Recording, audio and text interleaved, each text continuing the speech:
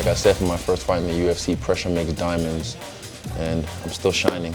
Drives you to go harder, and then I'm like, if I'm inspiring them, and at the same time they're inspiring me, you know, it's a cycle of good energy. I've decided that I'm gonna go and meet the devil and tell him what's up. You know what I mean? Like, it's like I'm not afraid of the dark. This has been very business for us, and we know Robert's going to step his game up, and it's put a lot of pressure that would turn positive pressure on us.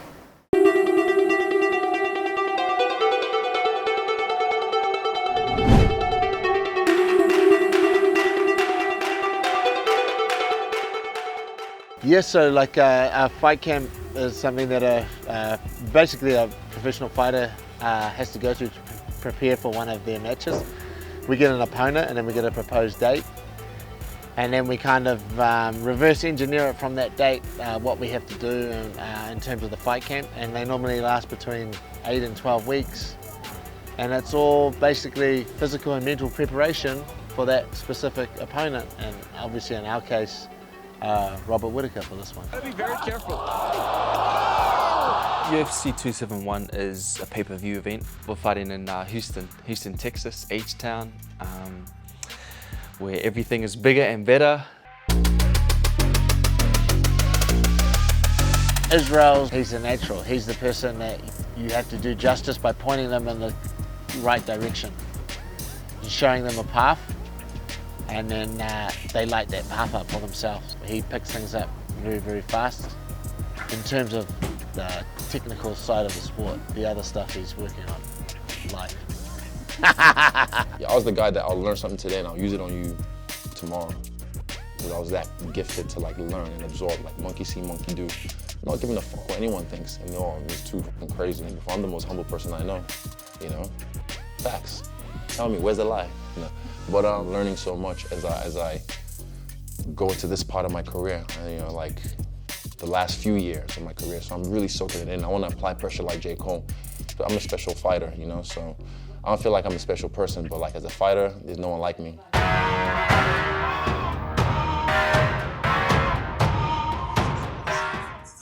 Their shins are going to be so sore tomorrow. Oh! First goes Oliveira. Carlos Ulberg still undefeated. And that is it. Carlos is very cool, calm and collected in terms of his approach to fighting and in terms of his approach to life. He's a very learned guy. He likes to know about everything and understand everything and delve in deep. That was a nice right hand by Ulberg. Oh, look at that leg slipping around. Oh! So I took the loss, and I think the good thing was that we had a quarantine after that. So the quarantine gives you a bit of time to sit back and kind of think through your actions. But right after the fight, I kind of watched my fight so many times. I was like, okay, oh, that's where I went wrong. Okay. So I kind of took it on the chin and been like, oh, okay, cool. I know next time that I won't make that same mistake. So to get rid of that self-doubt, that's where the training comes in, and that's where I switch my mind as to when it comes back to when I'm doing my spider training. In spider, you're not gonna win. You know, you're not gonna win in these situations because you have fresh guys coming in and beating you up, and you're just trying to survive. So I make that day my favorite day. I really do. And it's only been the last couple of weeks where I've decided, okay, I'm gonna make this day my favorite day, and then I'll kill it every time I do it.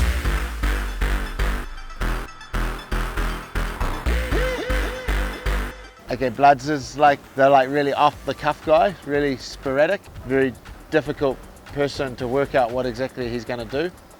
But that's the exciting element that he brings. Well, it started off with COVID and not being able to get fights in Australia and all, so it was gonna be hard to get more experience. But Eugene made a recommendation. So yeah, they let UFC know. They just kept on vouching and putting my name forward and be like, yeah, the guy's ready. Then it just happened, I guess.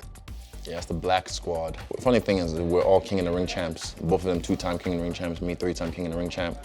And yeah, it's just almost like a weird premonition, like the planets are aligned, or Venus is in Gatorade or whatever.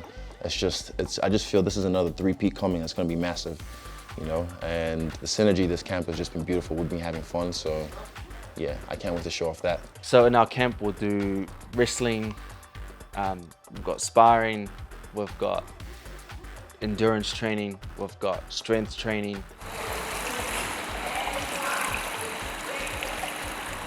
We haven't been doing breath work for years. It's just like something that we've found that has worked for understanding that we have the capabilities of controlling our mind instead of thinking, we're gonna drown. Yeah, it's kind of more technical than what it may look or sound than just holding your breath. It's more of other things outside of the box that people probably think, they're just holding their breath under the water. But it's many other things that come outside of that. It's very important that the team work cohesively together and support each other. Reciprocating is a big word that we use in the gym, and basically what that means is that once the team has helped you prepare for your fight, it's very, very important that you reciprocate that privilege and that favor that they gave you and come and help them for their fights. This is part of building a strong team and a strong environment. So we've got Andre, who is our wrestling coach. We have Twist, got a lot of technical abilities to his teachings. We have obviously Eugene, who's the head coach, overlooking everything. Oh, the best. Twist I like is just no nonsense. He just no nonsense. Do it, just keep doing it till it's boring, and then keep doing it again till you just, it's second nature. Eugene is just it's Eugene, yeah. And if you know, you know. Every day, you know, when I think about my career, I'm always thankful to them. Huge and Twist have been there, you know, either been there from my ups, from my downs. So it is such, like, it's an honor, it's a special thing having them being there on my debut. This isn't just an individual sport as much as it is just you yourself in that cage. To get to that cage, it takes a whole team, a lot of people, a lot of hard work, a lot of people dedicating their time, their life.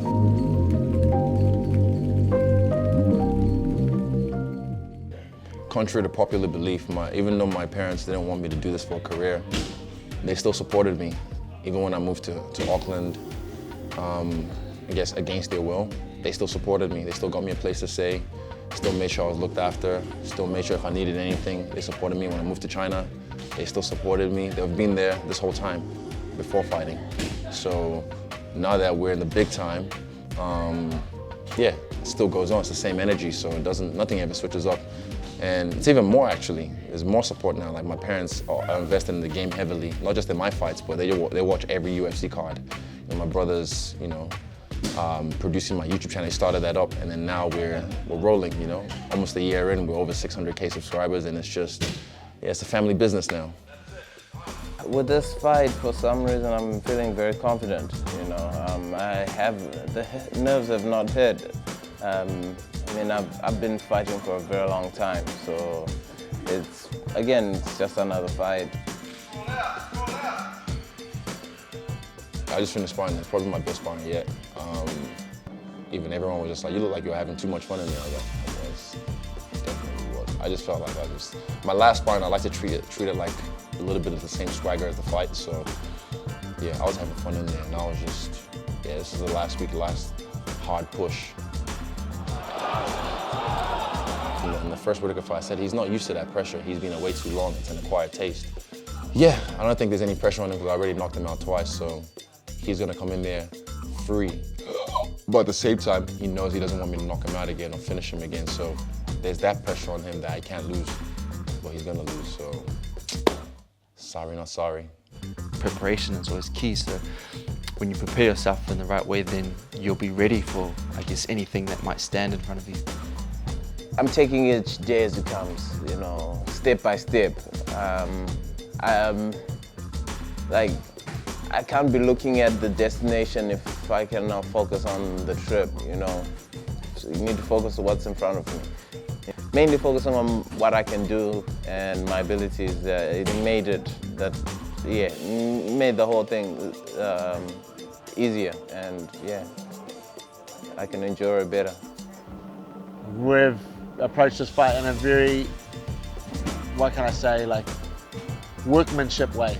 This has been very business for us. We've gone about our work quietly. We haven't put too much attention in the media. We've just put our head down and worked, and we felt that's what was needed. Because we know in rematches, and we know Robert's going to step his game up, and it's put a lot of pressure that we've turned positive pressure on us. Because Robert stepped his game up, it's forced us to go like that.